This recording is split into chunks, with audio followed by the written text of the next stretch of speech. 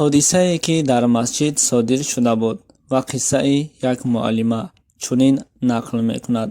ассалому алайкум тамошобинони азиз ва ҳаводорони шабакаи корвони умр.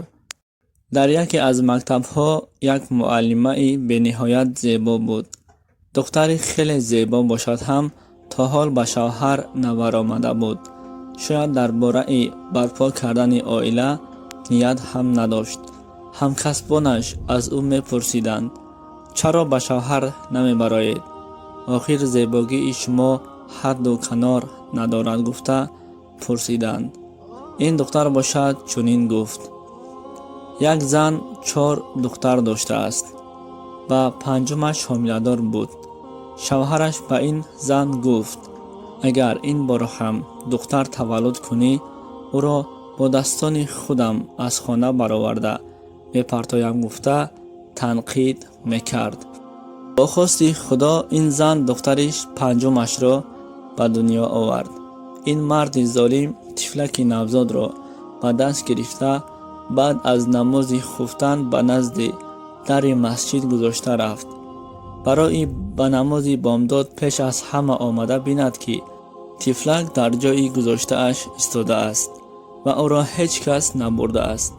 ноилоҷ ин мард духтарашро ба хона баргардонда овард ва то бегоҳ дар назди модараш гузошт. боз ҳамон кор такрор шуда, баъд аз намози хуфтан тифлакро ба назди дари масҷид гузошта рафт ва дар намози бомдод боз тифлакро ба хона овард. ин ҳол 7 рӯз давом кард.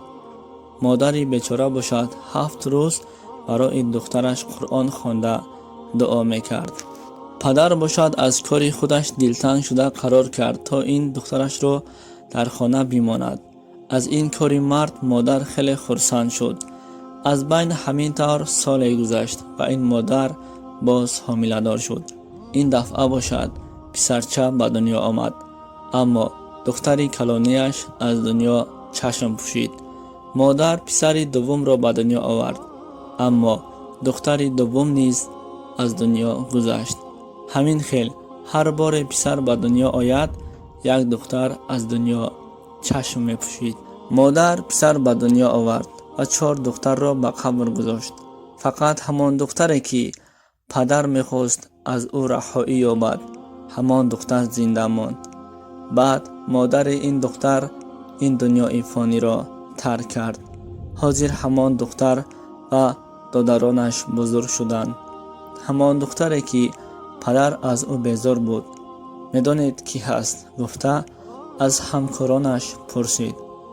онҳо низ аз ин духтари зебо пурсиданд: не, кӣ ҳаст?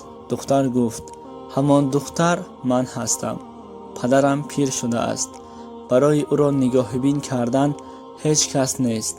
ман ҳамаи корашро мекунам. таом омода карда падарамро хуб нигоҳубин мекунам. хуллас чӣ коре бошад ман мекунам.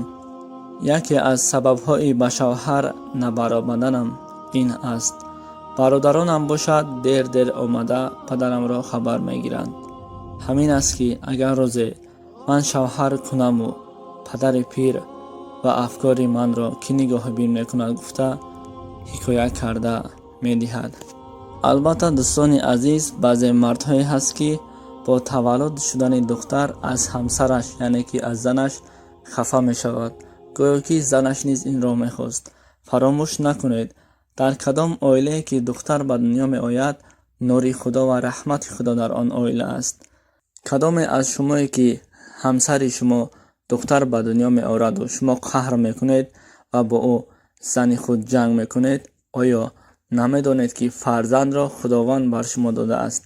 ҳаст нафароне ки ба нохуни фарзанд зор ҳастанд. пас ба қадри неъмати худованд бирасед.